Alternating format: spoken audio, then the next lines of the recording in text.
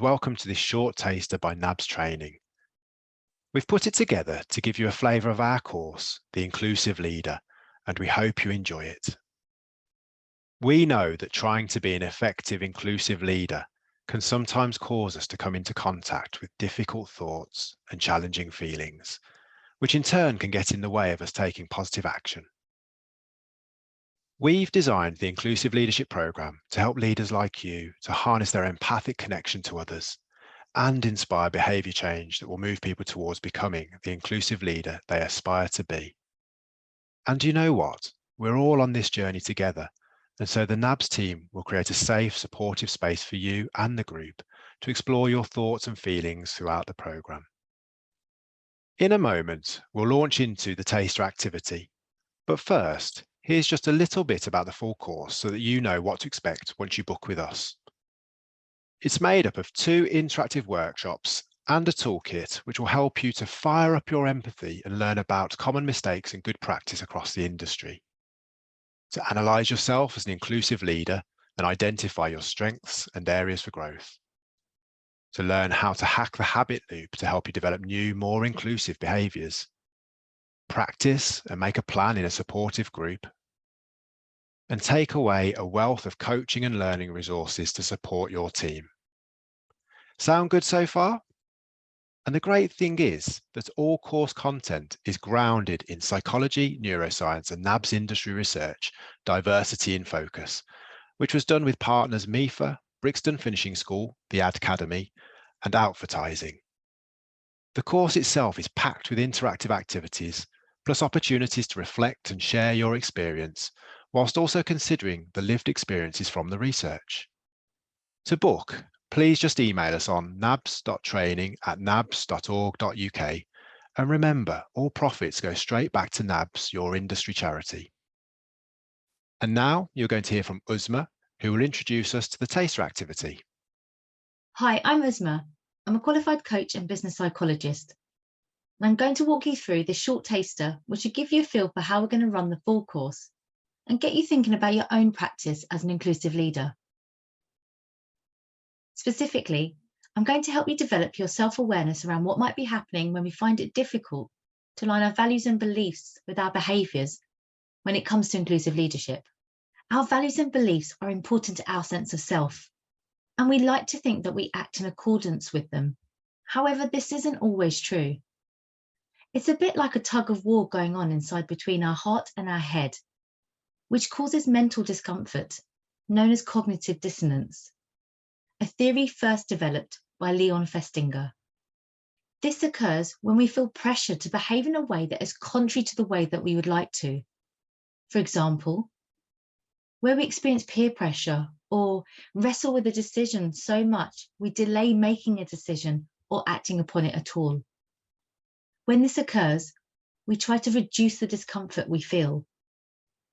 Rather than change the behaviour, we might take the easier option and alter attitude towards it, justifying our actions and reducing the discomfort we feel. However, the behaviour doesn't change, it doesn't align with values and beliefs, and we're not acting with authenticity. Longer term, this can cause problems for our well-being. Developing inclusive leadership habits requires noticing this pattern of behaviour, checking in with your values, and committing to changing the behaviour rather than adapting your attitude. Next up is a video of a conversation between myself and another NABS coach, Mike, who is a Master of Psychology. This should help to bring the theory to life for you, with real examples from our clients and a coaching perspective on how to move forward with dissonance. At the end, I'll summarise and guide you through a few key questions to help you reflect on your own experience and consider how you can take this learning and develop further as an inclusive leader. Hi there, Uzma. Hey Mike, how you doing? Really good, thanks. Thanks for joining me. Oh, welcome.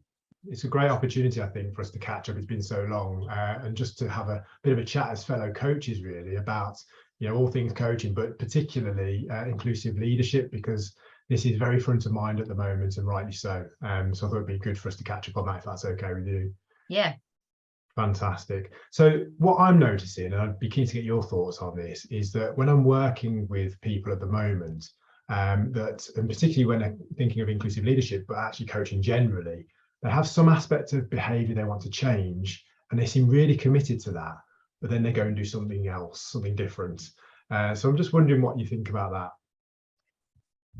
Yeah, I mean, this is classic cognitive dissonance. We see it quite a lot, which is where a mental discomfort that results from holding conflicting beliefs, values, or attitudes exist. I've got an example actually. A client, recently had, who really highly values gender equality, so much so that they donate to a gender equality campaigns. However, was in a situation where a colleague made a sexist joke, and they found, they laughed was a result of that. What actually came from it afterwards was they actually started to feel quite guilty and anxious, and even started to experience low self-esteem, because they felt that how they acted wasn't in accordance with their values. And it's interesting because when people feel this discomfort, they often prioritize reducing what's happened, because it is quite painful. So in the example above, that I've just mentioned, they at the beginning try to explain away the behavior by telling themselves it was just a joke, it's nothing to worry about. And often what we see is other sorts of behavior can be, they might try and reject or deny any inconsistency that's taken place in their behavior. That's interesting. So by the sounds of it, for that particular individual, feeling that discomfort as a result of conflict in their values and behavior, beliefs and behavior, they wanted to try and reduce that feeling uncomfortable, that sort of painful feeling sensation, rather than actually address the behavior. That's interesting, and it makes me think actually a slightly different example that I've got, but still linked with values, around a coaching conversation I had with an account director more recently.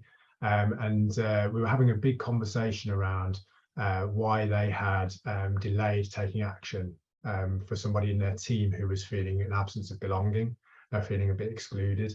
And it was upon exploration of their values that they realized that they had some core values around fairness and kindness and doing the right thing, but also a high sense of teamwork and team ethic, and having a kind of team that's very harmonious. So for them, they found it really hard to take action for fear of actually upsetting the apple cart from a team dynamic perspective. So that was a bit of a light bulb moment for them. They did take action in the end, but it took a bit longer to get there than they would have liked. Yeah, I mean, it's so natural to feel this discomfort, but actually that feeling of discomfort or uncomfortable, it's a big clue that something's actually happening. In the coaching that I know often do, we're often discussing looking out for clues. That's really where tension is existing. So it can be feelings of anything that's uncomfortable before or after doing something, or even trying to justify or rationalize a decision or action that's been taken. Feeling embarrassed or ashamed, or trying to hide actions from others. That they're quite common, links. Also experiencing guilt or regret about something you've done in the past. And even so much so of doing things because of fear of missing out or social pressure. Yeah, that's really interesting. I imagine that goes on for a lot of people, and particularly noticeable in some of the clients we work with at the moment. So how could people work with that sense of cognitive dissonance to become more inclusive leaders, would you say? I'd say, I think really it's noticing the clues is really important. So once you've noticed them, you can reflect upon those values and those beliefs that are in conflict, and that allows you to have more choice about the importance that you can attach to them, and which one is really important, or when it comes to any behavior change, especially when it comes to inclusion. Yeah, so I guess in the example of the account director I was talking about before, that being more choiceful and really thinking about the importance that you're attributing to values in that situation, they perhaps could have worked with their values by dialing them up or dialing them down as was needed in that situation. So what we're not saying here is that your values are not important, because of course they contribute to that sense of who you are. But in certain situations, certain values may need to take more of a back seat than others, and maybe toning them down a little bit and toning others up might be a good way of approaching this. Yeah, definitely. And I think what you said there is the dialing up and dialing down element. Also, just to add to what you're saying, it really does take courage to come into contact with these uncomfortable feelings and developing that awareness and values and beliefs. But it shows that you're noticing, you're wanting to do something with it, if you're connecting it, and it really is necessary if you want to be able to take positive action and be more inclusive. Yeah, and I think that acknowledgement of it being courageous is a really important thing. That's a real strong virtue that people have, that if they kind of frame it as such, that they're taking those positive steps by tapping into their courage, that's really good as well. Any other thoughts or advice on how people could work with this from an inclusive leadership perspective?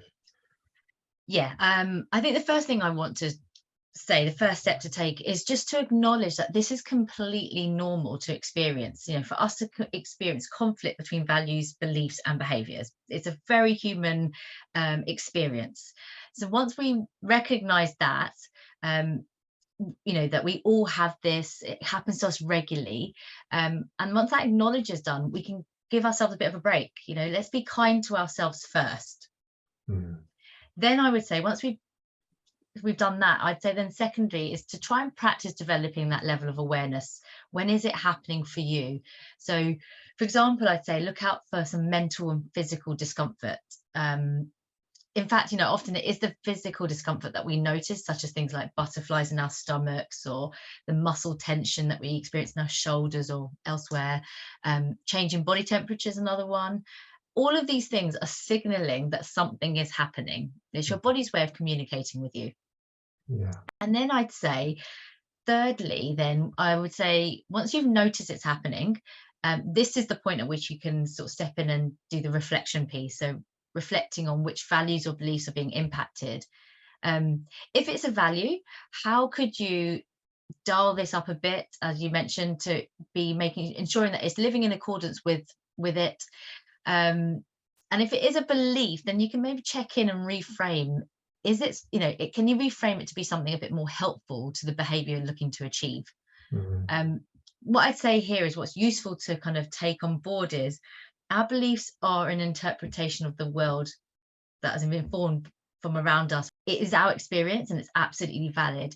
And there are always another way of looking that something may not be 100% accurate. So it's just an opportunity to check in and reflect. And I'd say, Mike, I think we've spoken about this before.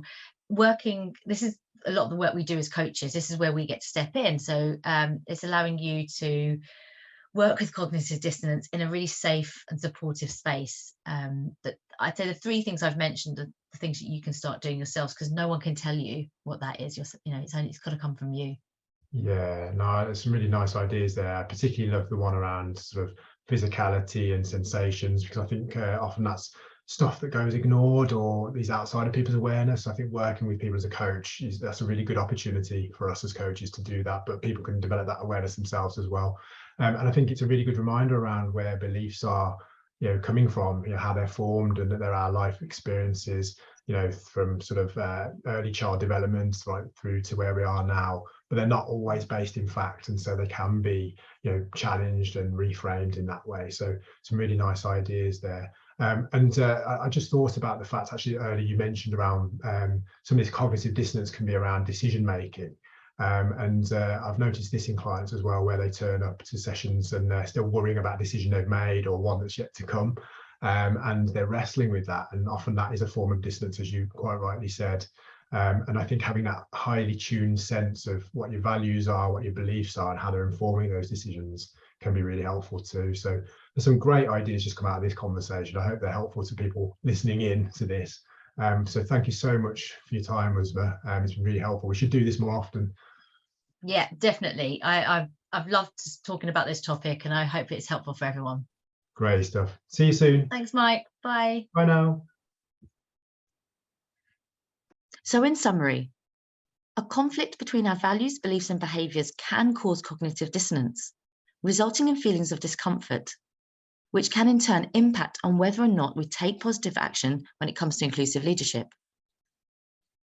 Here are 3 key steps to address the dissonance. 1, be aware when you feel this discomfort. 2, Tune into your values about inclusion. Are they different to your behaviours?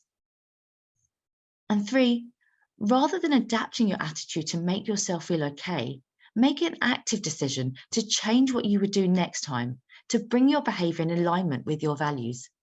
In taking these steps, you will be supporting your own mental well-being and looking after the well-being of others. We are coming to the end of our taster session now. I'm going to leave you with 3 questions to take away and reflect on your own practice as an inclusive leader. 1, what values and beliefs drive my approach to inclusion? 2, to what extent do my behaviours as a leader measure up to my true values? And 3, what gets in the way? To help with this, you can pause the video here, capture your initial thoughts and responses, and come back to it later stage if you wish to go a bit deeper.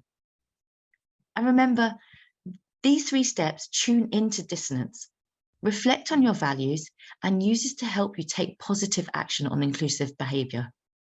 If you enjoyed this taster and you'd like to learn more about developing your inclusive leadership capability, please join us on the Inclusive Leadership course.